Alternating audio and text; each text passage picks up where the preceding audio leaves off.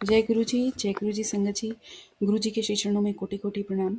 संगत जी, मेरा आज का शुक्राना सत्संग है गुरु जी के श्री चरणों में कि कैसे उन्होंने मुझे एक स्ट्रेंथ दी है और ये समझाया है कि इस जगत में जो हमारी प्रेजेंस है वो एक भगवान परमपिता का एक उद्देश्य है, जो हमें सर्व करना है। और जो कर्म से हम बंधे हुए हैं उसे करो एक ड्यूटी समझ के, और उसमें ज़्यादा एंटेंगल होने की आवश्यकता नहीं है। और बस उसको करो पूरी निष्ठा के साथ, सत्यता के साथ। और बस इसके अलावा ज़्यादा उसमें एंटेंगल होने की ज़रूरत नहीं है। और अपना ध्यान सत्संग सेवा सिमरन में लगाओ ताकि ईश्वर प्राप्ति मिले और आप मुक्त हो सको। ये कहना बहुत आसान है, मगर जब आप उसके थ्रू वो जो पूरे पाथ पर चलते हो और उसके जो कर्मों का निवारण जब होता है, जब आप कर्मों को जो कॉन्सिक्वेंसेस जो भोगने होते हैं आपको, वो होते हैं, तो आपकी बस हो जाती है। मेरे साथ गुरु जी का स्वरूप एक बार मेरे सामने आया, जो सबसे पहला इंटरेक्शन था स्वरूप के थ्रू, और वो था अर्ली 90s में। और बस वो स्वरूप आया थोड़ी देर के लिए मेरे सामने, और मतलब हार्डली 4-5 मिनट के लिए। और मुझे लगता है गुरुजी ने तभी स्कैन कर लिया होगा, और क्योंकि मेरे कर्म इस लायक नहीं होंगे, कुछ कर्मों का भुगतान करना होगा मुझे, तो इसलिए गुरुजी ने मुझे उस समय ना जोड़ के, जबकि गुरुजी उस समय चोले में थे, मुझे गुरुजी ने 2024 में अपने श्री चरणों से जोड़ा। क्योंकि मुझे उन कर्मों का भुगतान करना था, मुझे प्योर होना था, तो पे ऑफ करने थे वो चीज़ें। और इस दौरान मैंने ये सीखा कि जो भी हमारे को ड्यूटी मिली है इस सोसाइटी के लिए, जो भी आप जिस भी सर्कमस्टांसेस में हो करंटली, अपने जो सोसाइटी के लिए जो है, या इस पृथ्वी के लिए, इस देश के लिए, या जो भी आप हो जिस सिचुएशन में, वो एक सिर्फ एक ड्यूटी की तरह निभाओ उसमें, और पूरी निष्ठा से निभाओ।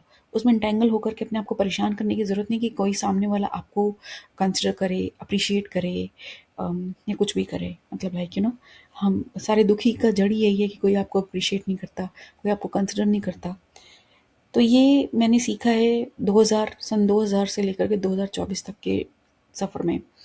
अभी भी सीख रही हूँ, मगर अब जो है वो पेन नहीं होता। जिन जिन लोगों के लिए मैंने बहुत कुछ किया, मेरे हिसाब से मुझे लगता है कि मैंने अपने आप को, I just poured my life for them, to make them survive, to make them live, to make them eat, to for everything. But सच कहूँ तो वो मैं नहीं थी, मेरे साथ गुरुजी महाराज की अदृश्य शक्ति चलती थी। क्योंकि मैं तो देवी माँ को मानती थी, मगर जैसा गुरुजी कहते हैं कि कहीं भी माथा टेको हाज़िरी मेरे पास लगती है। तो मैं यही मानती हूँ कि वो गुरुजी महाराज की अदृश्य शक्ति रही होगी, जिसकी वजह से मेरे को हर क्षेत्र में, हालाँकि मैं छोटी थी उस टाइम पर, 2000 में मैं 11th ग्रेड में आई होंगी। तो उस समय सोचिए आप, 11th ग्रेड का बच्चा क्या तो पढ़ेगा, क्या हाई कोर्ट के वकीलों से बात करेगा, क्या लीगल फॉर्मेलिटीज़ पुलिस वुलिस में देखेगा, क्या अपने रिश्तेदार, ज़ालिम रिश्तेदारों से बचेगा, अपने छोटे-छोटे भाई-बहनों को बचाएगा, और फिर कॉलेज की पढ़ाई भी करेगा साथ में, और क्या मतलब लाइक जॉब करेगा to earn bread for the family. और फिर शादी के बाद मतलब ब्लैक मैजिक, और शादी से पहले भी ब्लैक मैजिक, मतलब, और वो भी ब्लैक मैजिक इस हद तक कि जिसमें मारण क्रिया में फादर ही चले गए, और बाकी बचे कुचे जो सिबलिंग्स, मम्मी, और फिर मेरे ऊपर खुद के, मेरे बच्चे के ऊपर शादी के बाद, मतलब ब्लैक मैजिक ऐसे चिपका हुआ है जैसे। तो ये सब चीज़ों से ये पाप तो धोने ही थे, गुरुजी ने निकाला है।